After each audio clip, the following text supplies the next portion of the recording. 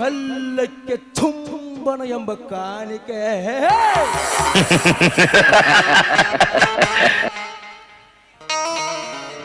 ಈ ಗೌಡ ಕೆರಳಿದರೆ ಕಾಳಿಂಗ ಸರ್ಪ, ಸಿಡಿದದ್ದರೆ ಸಿಂಹದ ಮರಿಯ.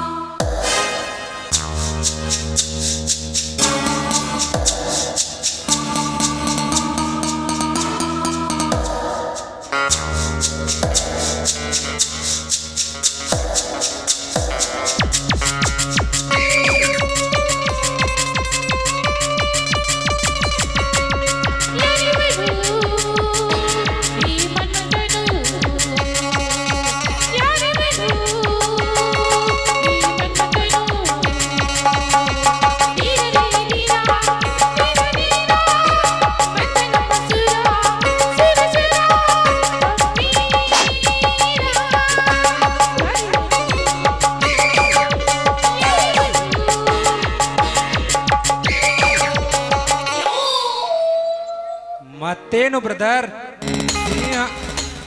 ಸಿಂಹದ ಗರ್ಜನೆ ಒಂದಿಗೆ ಮುಖದಲ್ಲಿ ಸಾಹಸ ನಗು ತುಂಬಿಕೊಂಡಿದೆಯಲ್ಲ, ಮತ್ತೇನು ಸಮಾಚಾರ? ನಗಬೇಕು ಕದಂಬ, ನಗಲೇಬೇಕು. ಅದು ನಮ್ಮ ವೈರಿಗಳ ಬಾಳು ಸಂಕಟಕ್ಕೆ ಸಿಕ್ಕಾಗ. ಅಂದರೆ ನಾ ಹಾಕಿಕೊಟ್ಟ ಪ್ಲಾನ್ ಸಕ್ಸಸ್ ಅಂತ ತಿಳಿದುಕೋ. ನನ್ನ ಪತ್ನಿಗೆ ಎಲ್ಲ ವಿಷಯ ಹೇಳಿರುವೆ. ಆ ಜೀವನ ಮನವೊಲಿಸಿಕೊಂಡು ಬರ್ತಾನೆ ಅಂತ ಹೋದವಳು ಬರಲೇಬೇಕು. ಅಕಸ್ಮಾತ್ ಆ ಜೀವನ ಒಪ್ಪಿಕೊಳ್ಳದಿದ್ದರೆ ಒಪ್ಪಿಸೋದು ಆ ಪದ್ಮಿನಿಯ ಕೆಲಸ. ಒಪ್ಪದಿದ್ದರೆ ಆ ಪದ್ಮಿನಿಯ ಪ್ರಾಣ ತೆಗೆಯೋದು ಈ ಬೇಗನ ಕೆಲಸ. ದನಿಯಾರ ನಮ್ಮ ಪದ್ಮವ್ವ ಗೌಡ್ತಿ ಅಂದ್ರ ಹಗರ ತಿಳ್ಕೊಂಡಿರ್ಯಾನ? ವಾದ ಕೆಲಸ ಸಕ್ಸೆಸ್ ಮಾಡ್ಕೊಂಡು ಬರ್ತಾಳನ್ನೋ ಗ್ಯಾರಂಟಿ ನನಗೈತ್ರಿ ದನಿಯಾರ.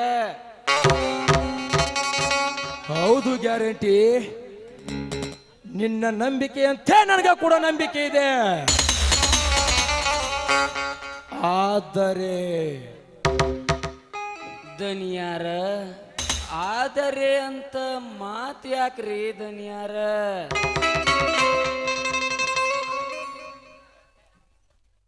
ಹಾ, ನಮ್ಮ ಪದ್ಮವ್ವ ಗೌಡ್ತಿ ಕಡೆ ಬರತ್ತಿಲ್ಲ, ನೆನದವ್ರ ಮನದಾಗ ಅಂದಂಗ.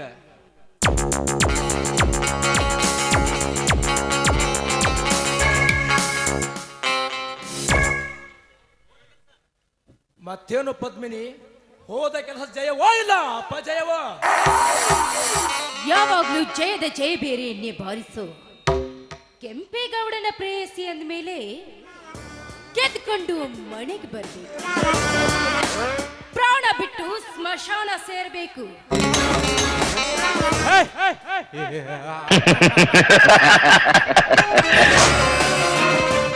ಅಣ್ಣ, ಅಂತೂ ನೀ ಕಟ್ಟಿದ ಕನಸು ಆಕಾಶದ ಗೋಪುರಕ್ಕೆ ಬೆಳೆದಂತಾಯ್ತು. ಹೇಗಾದರೂ ಮಾಡಿ ಆ ನಾರಾಯಣ ವಂಶ ಸರ್ವನಾಶ ಮಾಡಲೇಬೇಕು.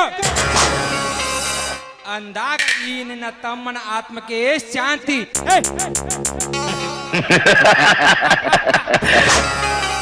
ಪದ್ಮಿನಿ, ಇನ್ನು ಮುಂದೆ ನಿನ್ನಿಂದಲೇ ಹೊತ್ತುಕೊಂಡು ಇರಬೇಕು. ಅವರ ಮನೆತನದಲ್ಲಿ ಸೇಡಿನ ಜ್ವಾಲೆ, ಅವರ ಸಂಸಾರ ಸುಟ್ಟು ಬೂದಿಯಾದ ಮೇಲೆ ನೀನೇ ನನ್ನ ಬಾಳಿನ ಸಂಗಾತಿ. ಆಯ್ತು ರೀ, ನೀವ್ ಹೇಳಿದಂತೆ ಮಾಡುವೆ.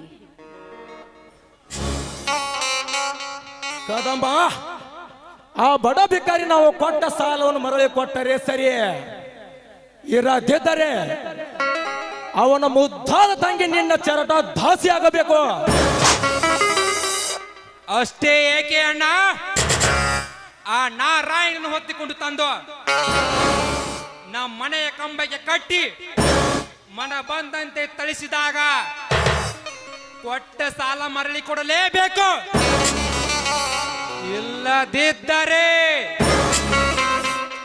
ನಮ್ಮ ಮನೆಯ ಬೂತ್ ಪಾಲಿಶ್ ಮಾಡುತ್ತಾ ಬಿದ್ದಿರಬೇಕು. ಅಂದಾಗ ಆ ನರ ಪ್ರಾಣಿಗೆ ಬುದ್ಧಿ ಬರೋದು.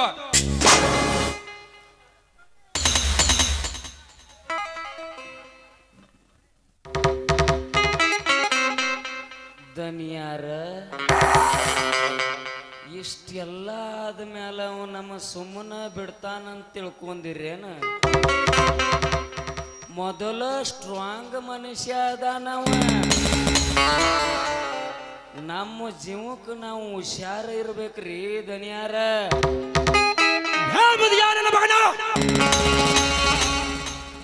ಮಸ್ಯಾನ ಸೇರುವ ಸಮಯ ಕೂಡಿ ಬಂದರು, ನಿನಗಿನ್ನು ಬುದ್ಧಿ ಬಂದಿಲ್ಲ. ಆ ಬಹದ್ದೂರಿಗೆ ಹೆಸರಲೇಕೆ? ಆ ಬಹದ್ದೂರಿನ ಹುಲಿನೋ ಅಥವಾ ಸಿಂಹನ? ದನಿಯಾರ ಹುಲಿ ಬಂದ್ರು ಹೆದರು ಮಗನ ಅಲ್ರಿ. ಆದ್ರ ಹುಡುಗನ ಕಂಡ್ರ ನನಗೆ ಯಾಕೋ ತಂಡಿ ಉರಿ ಬಂದಂಗಾಗಿ ಕುದುರೆ ಜಡ್ ಬರತೈತ್ರಿ ದನಿಯಾರ. ಲೇ ಗ್ಯಾರಂಟಿ, ಹುಲಿಗಳ ಗಂಡ ಬೆಂಕಿಯ ಚಂಡ. ನಮ್ಮ ಅಣ್ಣ ಇರುವಾಗ ಭಯ ಪಟ್ಟುಕೊಳ್ಳೋ ಅವಶ್ಯಕತೆ ಇಲ್ಲ. ಗ್ಯಾರಂಟಿ,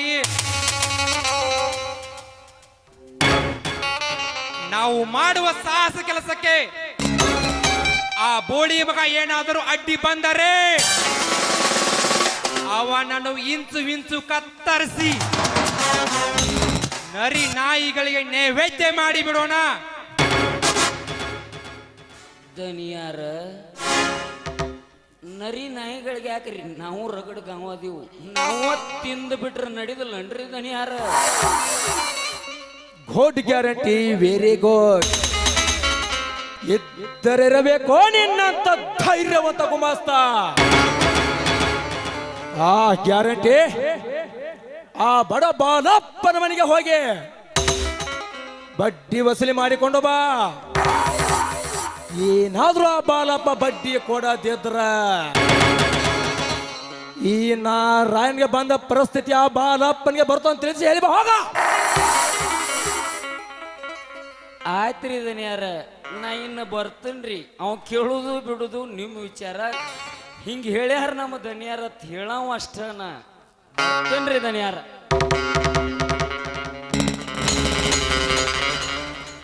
ಅಣ್ಣ, ಮನಸ್ಸಿಗೆ ಏಕೋ ತುಂಬಾ ಬೇಸರವಾಗಿದೆ. ಸ್ವಲ್ಪ ಗಾರ್ಡನ್ ಕಡೆ ಹೋಗಿ ರೆಸ್ಟ್ ತೆಗೆದುಕೊಂಡು ಬರ್ತೇನೆ. ಆಯ್ತು ಕದಮ್ಮ, ಬೇಗ ಬಾ. ಮುಂದಿನ ಪ್ಲಾನ್ ಬಗ್ಗೆ ಚರ್ಚೆ ಮಾಡೋದಿದೆ. ಓಕೆ ಅಣ್ಣ, ಬೇಗನೆ ಹೋಗಿ ಬೇಗನೆ ಬರುತ್ತೇನೆ.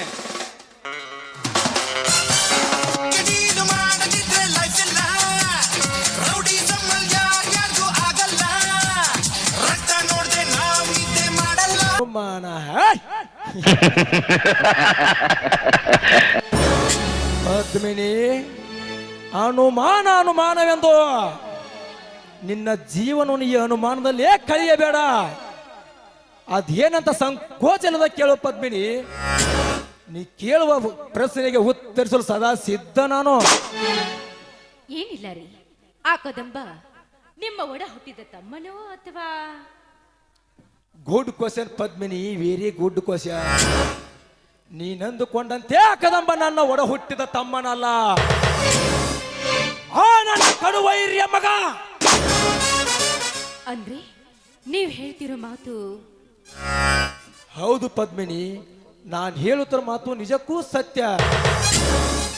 ಒಂದು ದಿನ ಆ ಬಡ ನಾರಾಯಣ ತನ್ನ ಮಡದಿ ಮಕ್ಕಳೊಂದಿಗೆ ನಿದ್ದೆ ಮಾಡುವ ಸಂದರ್ಭದಲ್ಲಿ ಅವನ ಚಿಕ್ಕ ಮಗ ಆನಂದನನ್ನು ಹೊತ್ತು ತಂದು ನನ್ನ ಅರಮನೆಯಲ್ಲಿ ಜೋಪಾನ ಮಾಡಿರುವೆ. ನನ್ನ ಒಡ ಹುಟ್ಟಿದ ತಮ್ಮನ ತರ ನೋಡಿಕೊಳ್ಳುತ್ತಿರುವೆ.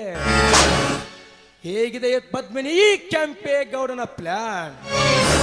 ಪ್ಲಾನ್ ಏನೋ ಚೆನ್ನಾಗಿದೆ, ಆದ್ರೆ ಅಕಸ್ಮಾತ್ ಅವರಿಗೇನಾದ್ರೂ ಈ ವಿಷಯ ಗೊತ್ತಾದ್ರೆ? ಈ ವಿಷಯ ಗೊತ್ತಾಗೋದ್ರ ಮುಂಚೆನೆ ಅವರೆಲ್ಲರೂ ಈ ಭೂಲೋಕ ಬಿಟ್ಟು ಕೈ ದಾಸಗೆ ಕಳಿಸುತ್ತೇನೆ. ಅವರು ಸತ್ತು ಸ್ವರ್ಗದಿ ಸೇರಿದ ನಂತರ ಆ ಬಹದ್ದೂರ್ನನ್ನು ತೊಳೆದ ಆ ಸಾಳಲೋಕಕ್ಕೆ ಅಟ್ಟುತ್ತೇನೆ. ಆಮೇಲೆ ಈ ಸಾವಳಿಗೆ ಊರಿಗೆಲ್ಲ ನಾನೇ ಒಡೆಯ, ನೀನೇ ಒಡತಿ. ಅಂದ್ಹಾಗೆ ಆ ನಾರಾಯಣನ ಮೇಲೆ ಇಷ್ಟೊಂದು ಕೆಂಡ ಕಾರುತ್ತಿರುವೆ ಯಾಕೆ? ಕೇಳಬಹುದು ಪದ್ಮಿನಿ, ತುಂಬಾ ಧಾರಾಳವಾಗಿ ಕೇಳಬಹುದು. ಒಂದು ದಿನ ಬಡ ನಾರಾಯಣ ಹೆಂಡತಿನನ್ನು ಯಾರೋ ಕೊಲೆ ಮಾಡಿದ ಕೇಸನ್ನು ನನ್ನ ತಂದೆ ತಲೆಗೆ ಕಟ್ಟಿ ಇಲ್ಲ ಸಲ್ಲದ ಕೇಸ್ ಆಗುವಂತೆ ಮಾಡಿ ಕೊನೆಗೂ ಗಲ್ಲು ಶಿಕ್ಷೆಯಂತೆ ಆಗುವಂತೆ ಮಾಡಿದವನು ಬೇರೆ ಯಾರು ಅಲ್ಲ ಪದ್ಮಿನಿ, ಆ ಕೆಟ್ಟ ಸೂಳೆ ಮಗ ನಾರಾಯಣ. ಅವನನ್ನು ರುಂಡದಿಂದ ಮುಂಡವನು ಬೇಡಪಡಿಸೋರ್ಗು ಏನೇನ ಆತ್ಮಕ್ಕೆ ಶಾಂತಿ ಇಲ್ಲ. ಆ ಪದ್ಮಿನಿ, ಅದು ಹೋಗ್ಲಿ ಬಿಡು, ಅದೆಲ್ಲ ಈಗ್ಯಾಕೆ? ಅದನ್ನ ಸಂದರ್ಭ ತಕ್ಕಂತೆ ನಾವೇ ವಿಚಾರ ಮಾಡೋಣ. ಈಗ ಚಂಚಲಗೊಂಡ ಈ ಮನಸ್ಸಿಗೆ ತಲ್ಲನಗೊಳಿಸಲು ಸುರಿಸಬಾರದೇ ಒಂದು ಪ್ರೇಮದ ಸರಮಾಲೆ. ಪ್ರೀತಿಗಾಗಿ